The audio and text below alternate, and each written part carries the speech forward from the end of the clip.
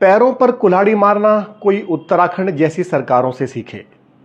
इस साल बारिश के मौसम में धराली, थराली, सियानचट्टी, रुद्रप्रयाग, छैनागाड़, चमोली, धौलीगंगा, इन सब जगहों पर एक के बाद एक हुए हादसों के बाद यह समझा जा सकता था कि सरकारें होश में आएंगी और इको सेंसिटिव इलाकों में पहाड़ों व इकोलॉजी को नुकसान पहुंचाने वाली परियोजनाओं, चौड़ी सड़कों और उनके लिए पेड़ों की कटाई से बाज आएंगी।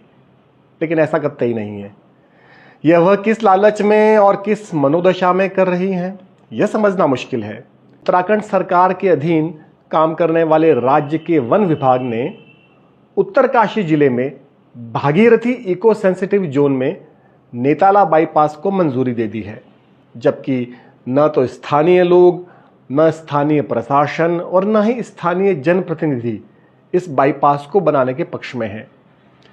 यहां तक कि सुप्रीम कोर्ट द्वारा गठित एक उच्च स्तरीय कमेटी साल 2020 में ही इस बाईपास के प्रस्ताव को खारिज कर चुकी थी, लेकिन उसके बावजूद यह योजना रद्द नहीं हुई और लगातार फाइलों में चलती रही और अब इसे मंजूरी दे दी गई है।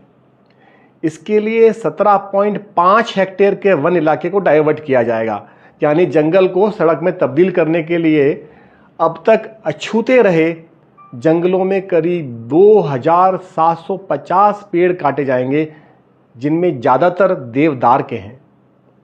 बीती 5 अगस्त को गंगोत्री से करीब 20 किलोमीटर पहले धराली में खीरगाड़ में अचानक आई बाढ़ के बाद भी लोगों के जहन में एक बड़ा सवाल इस नाजुक पारिस्थितिकी वाले इलाके में पेड़ काटे जाने और सड़कों के लिए पहाड़ काटे जाने के बारे में था।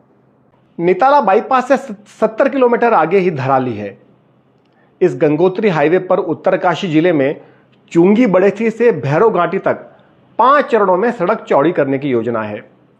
झाला से लेकर हर्षिल और धराली होते हुए जांगला पुल तक के 10 किलोमीटर के रास्ते में सड़क को चौड़ा करने के लिए देवदार के करीब 6000 पेड़ों को काटने की निशानदेही कर ली गई है।